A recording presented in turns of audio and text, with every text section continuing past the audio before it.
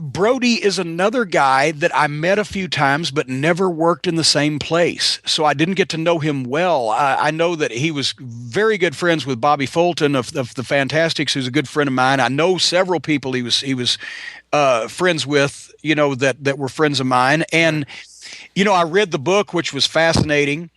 He was a tremendous talent, and he was an outlaw. He was the last outlaw. He was a guy that did his own thing. And I think that eventually, if he had lived, he would have had, because he was all about the money, he would have had that one run with Vince, because whether it be with Hogan or whether it be with whoever Vince had on top at the time, it could have been some tremendous money. And Brody could work his ass off for a guy that size. And when he wanted to work with a guy, when it was in his best interest to work with a guy, he could do it. Made a ton of money in Japan. His style was perfectly suited for that area, or for that country. But not so much in the United States, where eventually, especially if you were a heel, you have to show vulnerability. And also, even when you're a babyface, you really need to show vulnerability.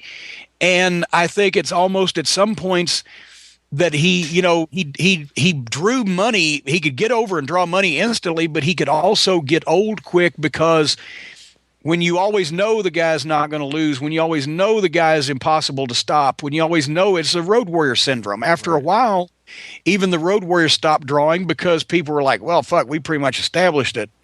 Shove an atomic bomb up their ass, it ain't going to stop them.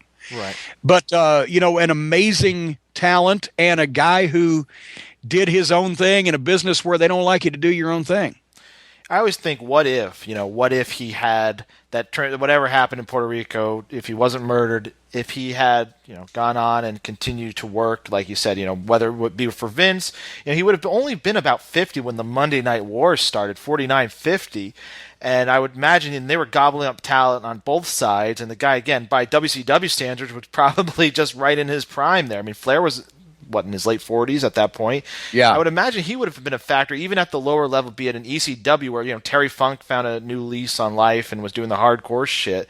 I don't think Brody would have. Brody may have had a cup of coffee in ECW, but he would have wanted too much money, more than probably what Paulie would have been willing to pay. And he would have also been too smart to involve himself in all of the, Brody was hardcore, but at the same time, while he was a free bleeder, he was not, and he was a stiff guy. He wouldn't have been involved in all the fucking shenanigans of ECW, garbage and all the bullshit. The garbage wrestling and all that other stuff. So he would have picked his spots, and he would have let Paul write him several large checks to make appearances where he wanted to go.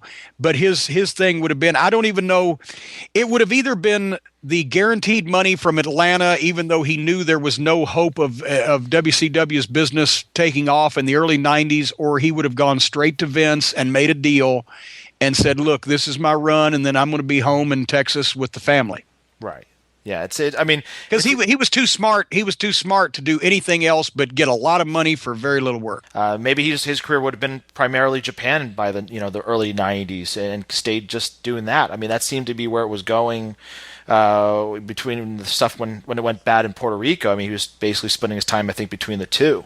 Yeah, and there was still enough time in Japan where the big money was available that he could have finished his career out there and not even worried about it.